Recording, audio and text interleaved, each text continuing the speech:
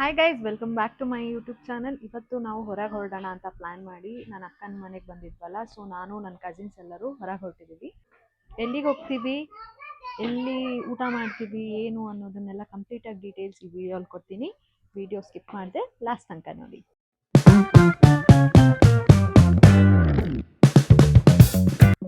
ನನ್ನ ಕಸಿನ್ಸ್ ಹೊರಟಿದ್ದಾರೆ. ಪಾಪುಗೆ ಕೃಷ್ಣ ಶೂಟ್ ಮಾಡಿದ್ವಿ, ಸೊ ಅವನಿಗೆ ರಿಮೂವ್ ಮಾಡಿಲ್ಲ. ಅವನಿಗೆ ವೈಪ್ ಮಾಡ್ಬೇಕಂತ ಅಂದ್ಕೊಂಡಿದ್ವಿ. ಅವನಿಗೆ ಫುಲ್ ನಿದ್ದೆ ಬಂದಿದೆ, ಸೊ ಹಠ ಮಾಡ್ತಿದ್ದ ಅಂತ ವೈಪ್ ಮಾಡಿಲ್ಲ. ನೋಡಿ, ನನ್ನ ಕಸಿನ್ಸು, ನಾನು, ಪಪ್ಪ, ಅಕ್ಕ, ಬಾವ ಎಲ್ಲ ಹೊರಟಿದ್ದೀವಿ. ಇವಾಗ ಹೊರಟ್ವಿ. ಆದವ್ ಕೂಡ ರೆಡಿ ಇದ್ದಾನೆ. ಇಂಡೋ ವೆಸ್ಟರ್ನ್ ಔಟ್ಫಿಟ್ಟಲ್ಲಿದ್ದಾನೆ ಅವನು. ನಿಮಗೆ ಇಂಟ್ರೊಡ್ಯೂಸ್ ಮಾಡ್ಕೊಂಡಿಲ್ಲ, ಮೈ ಸಿಸ್ಟರ್ ಸುಪ್ರಿಯಾ. ನನ್ನ ಲಾಸ್ಟ್ ಬ್ಲಾಗಲ್ಲಿ ಹೇಳ್ದಂಗೆ ನನ್ನ ಕಸಿನ್ ಸುಪ್ರಿಯಾ ಇಂಟ್ರೊಡ್ಯೂಸ್. ಇವಾಗ ನಾವು ಎಲ್ಲಿ ಹೋಗ್ತಿದ್ದೀವಿ, ಏನು ಸುದ್ದಿ? ನಾವೀಗ ಚಿತ್ರದುರ್ಗದಲ್ಲಿ ಮುರುಘಾ ಮಠಕ್ಕೆ ಹೋಗ್ತಾ ಇದ್ದೀವಿ. ಬಿಫೋರ್ ಲಾಸ್ಟ್ ಇಯರ್ ಹೋಗಿದ್ವಿ, ಈಗ ಮತ್ತೆ ಹೋಗ್ತಾ ಇದ್ದೀವಿ. ನನ್ನ ಕಸಿನ್ಸ್ ಎಲ್ಲ ಊರಿಂದ ಬಂದಿದ್ದಾರೆ, ನನ್ನ ಸಿಸ್ಟರ್ ಬಂದಿದ್ದಾರೆ, ನನ್ನ ಪಪ್ಪ ಬಂದಿದ್ದಾರೆ. ಹಾಗೆ ಮಕ್ಕಳನ್ನು ಕರ್ಕೊಂಡು ಹೋಗೋಣ ಅಂತ ಹೇಳಿ ಹೋಗ್ತಾ ಇದ್ದೀವಿ. ವೀಕೆಂಡ್ ಎಲ್ಲ ಅದಕ್ಕಾಗಿ ಹೋಗ್ತಾ ಇದ್ದೀವಿ.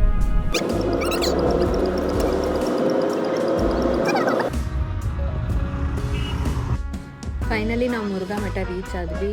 ಶಿವಮೊಗ್ಗ ಚಿತ್ರದುರ್ಗ ಹೈವೇಯಲ್ಲಿ ಸಿಗುತ್ತೆ ಮುರುಘಾ ಮಠ. ಹಾಗೆ ವಿಡಿಯೋ ಮಾಡ್ಕೊಂಡು ಒಳಗೆ ಹೋಗ್ತಿದ್ದಂಗೆ ರೈಟ್ ಸೈಡಲ್ಲಿ ಒಂದು ಕಂಪ್ಲೀಟಾಗಿ ಒಂದು ವಿಲೇಜ್ ಕಾನ್ಸೆಪ್ಟಲ್ಲಿ ಮಾಡಿದ್ದಾರೆ ಮಾಡೆಲ್ಸು. ತುಂಬ ಚೆನ್ನಾಗಿತ್ತು.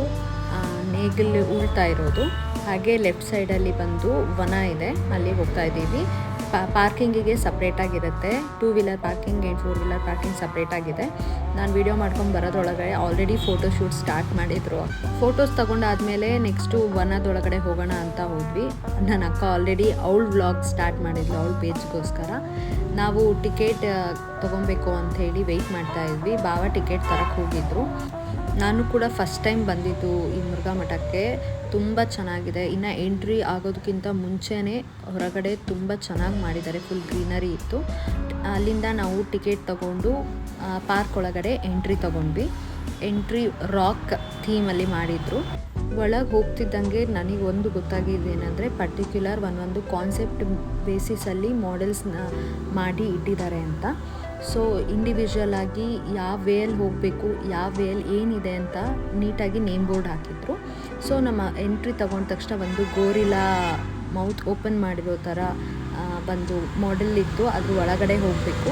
ಅಲ್ಲಿ ಸೌಂಡ್ ಎಫೆಕ್ಟ್ ಕೂಡ ಇತ್ತು, ಲೈಕ್ ಗೋರಿಲಾ ಕೂಗ್ತಾ ಇರೋ ಥರ. ಅಷ್ಟು ನ್ಯಾಚುರಲ್ ಆಗಿ ಇರಲಿ ಅಂತ ಮಾಡಿದರು.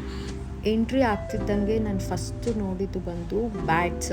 ಸಿಕ್ಕಾಪಟ್ಟೆ ಬ್ಯಾಟ್ಸ್, ಬಾವುಲಿಗಳಿದ್ದು ತುಂಬ ಕೂಗ್ತಾ ಇತ್ತು ಅದಂತೂ. ಸೊ ಅದನ್ನು ನೋಡಿಕೊಂಡು ರೈಟ್ ಸೈಡಲ್ಲಿ ನೋಡಿದಾಗ ಒಂದು ಹಳ್ಳಿ ಥೀಮಲ್ಲಿ, ಹಳ್ಳಿ ಕಟ್ಟೆ ಕಾನ್ಸೆಪ್ಟಲ್ಲಿ ಫಸ್ಟು ಮಾಡೆಲ್ ಮಾಡಿದರು.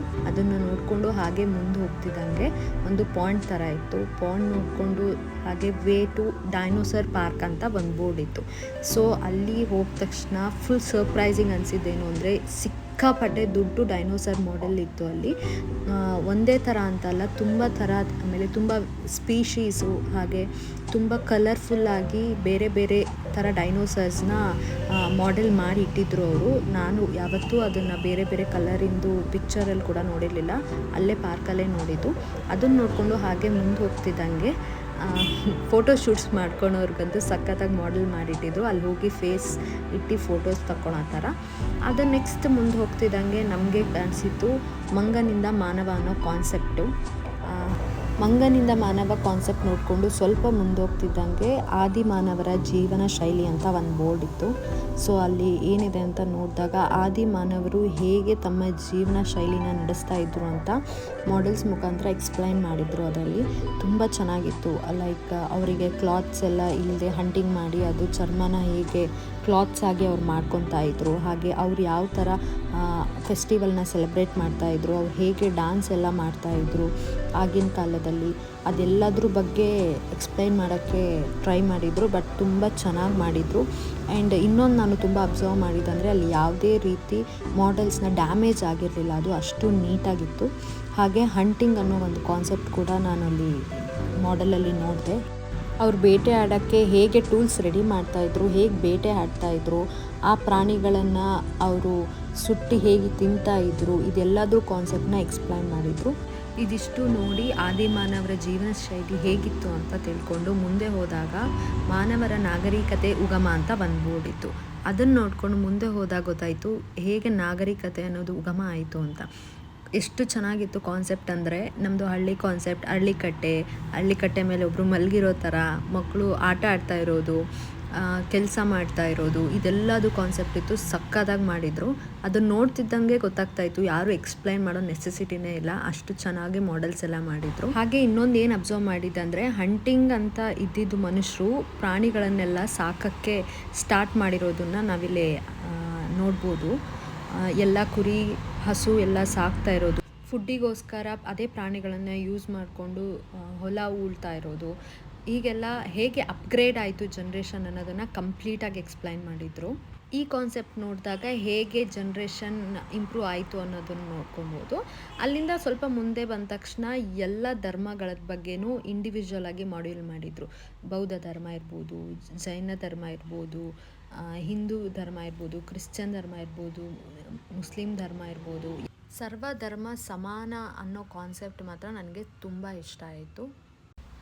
1 ಸೆಕೆಂಡ್ ಮರ್ತೋಗಿದ್ದ ಹಿಸ್ಟ್ರಿ ಎಲ್ಲ ರೀಕ್ರಿಯೇಟ್ ಆದಂಗೆ ಆಯ್ತು ಇಲ್ಲಿ.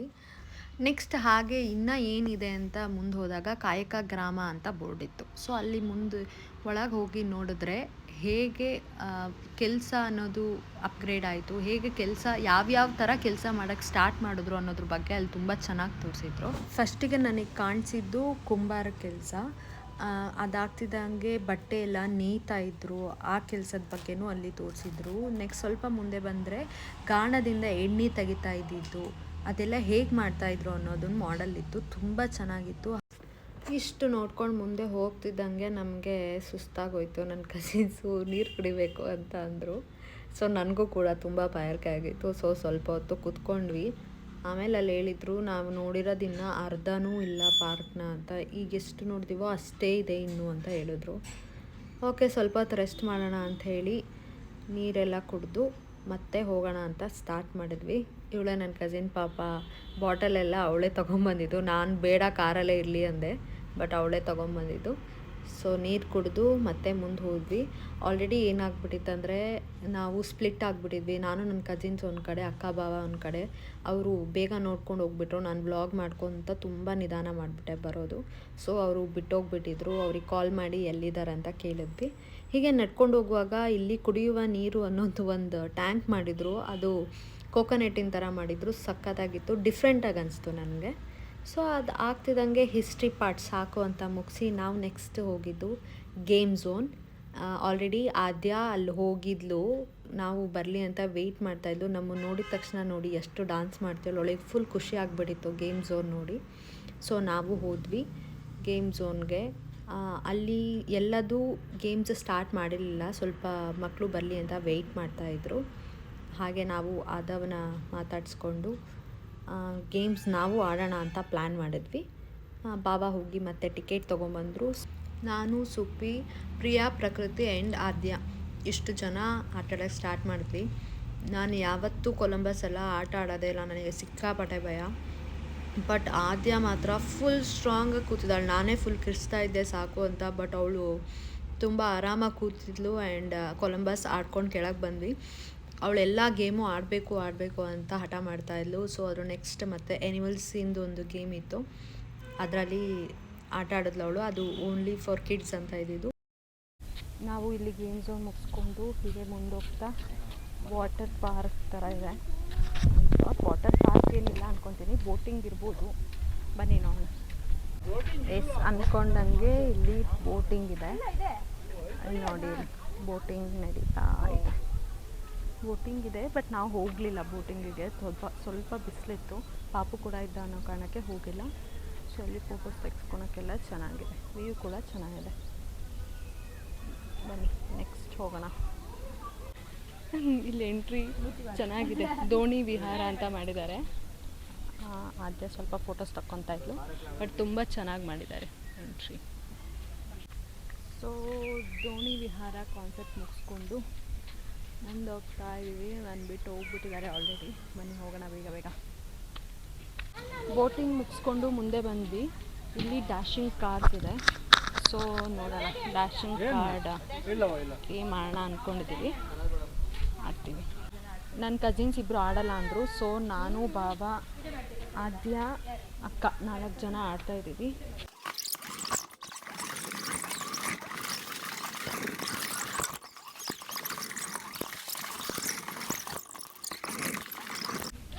ಡ್ಯಾಶಿಂಗ್ ಕಾರ್ ಆಡಿದ್ವಿ, ಸಿಕ್ಕಾಪಟ್ಟೆ ಮಜಾ ಮಾಡಿದ್ದೀವಿ.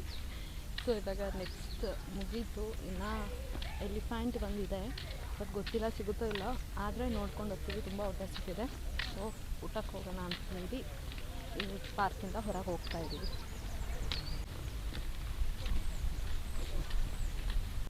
ಮನೆಯಿಂದ ಏನಾದರೂ ಅಡುಗೆ ಮಾಡ್ಕೊಂಬಂದರೆ ಇಲ್ಲಿ ಕೂತ್ಕೊಂಡು ಊಟ ಮಾಡಿ. ನನಗೆ ಈ ಕಾನ್ಸೆಪ್ಟ್ ತುಂಬ ಇಷ್ಟ ಆಯಿತು. ಹುಟ್ಟಿನಿಂದ ಸಾವು ಅನ್ನೋ ಒಂದು ಕಾನ್ಸೆಪ್ಟಲ್ಲಿ ಮಾಡಿದ್ದಾರೆ. ತುಂಬ ಅಂದರೆ ತುಂಬ ಚೆನ್ನಾಗಿದೆ. ಇದು ಒಳ್ಳೆ ಇನ್ಫಾರ್ಮೇಷನ್ ಕೊಟ್ಟಿದ್ದಾರೆ, ನೀರನ್ನು ಮಿತವಾಗಿ ಬಳಸಿ. ಹಾಗೆ ಮುರುಘಾ ಮಠ ನೋಡಿಕೊಂಡು ನಾವು ಊಟ ಮಾಡೋಣ ಅಂತ ಉಪಾಧ್ಯ ವೆಜ್ ಅನ್ನೋ ರೆಸ್ಟೋರೆಂಟಿಗೆ ಬಂದ್ವಿ. ಇಟ್ಸ್ ಅ ಫ್ಯಾಮಿಲಿ ರೆಸ್ಟೋರೆಂಟ್, ತುಂಬ ಚೆನ್ನಾಗಿತ್ತು, ಆ್ಯಂಬಿಯನ್ಸ್ ಕೂಡ ತುಂಬ ಚೆನ್ನಾಗಿತ್ತು. ನಮಗೆ ಸಪ್ರೇಟಾಗಿ ಪ್ಲೇಸ್ ಕೂಡ ಸಿಕ್ತು. ವೀಕೆಂಡ್ ಆಗಿರೋದ್ರಿಂದ ಸ್ವಲ್ಪ ರಶ್ ಇತ್ತು, ಬಟ್ ಓಕೆ, ನಮಗೆ ಪ್ಲೇಸ್ ಕೂಡ ಸಿಕ್ತು. ಹಾಗೆ ನಾವು ಆರ್ಡರ್ ಮಾಡಿದ್ವಿ. ಅವರು ನಮಗೆ ಸ್ಪೆಸಿಫಿಕ್ಕಾಗಿ ಹೇಳಿದ್ರು ಬಾಳೆ ಎಲೆ ಊಟ ಇದೆ ಅಂತ. ಸೊ ನಾವು ಬಾಳೆ ಎಲೆ ಊಟ ಮಾಡೋಣ ಅಂತಲೇ ಫಿಕ್ಸ್ ಆದ್ವಿ. ಊಟ ಮಾಡಿ ಮುಗಿಸುವಾಗಲೇ ಆಲ್ರೆಡಿ ಈವ್ನಿಂಗ್ ಆಗಿತ್ತು. ಸೊ ನಾವು ರಿಟರ್ನ್ ನಮ್ಮ ಮನೆ ಕಡೆ ಹೊರಟ್ವಿ. ಇದು ನನ್ನ ಇವತ್ತಿನ ವ್ಲಾಗ್. ನಿಮಗೆ ಇಷ್ಟ ಆಗಿದೆ ಅಂತ ಭಾವಿಸ್ತೀನಿ. ಇದೇ ಥರ ಮೋರ್ ವೀಡಿಯೋಸ್ಗಾಗಿ ನನ್ನ ಚಾನಲ್ನ ಸಬ್ಸ್ಕ್ರೈಬ್ ಮಾಡೋದು ಮಾತ್ರ ಮರಿಬೇಡಿ.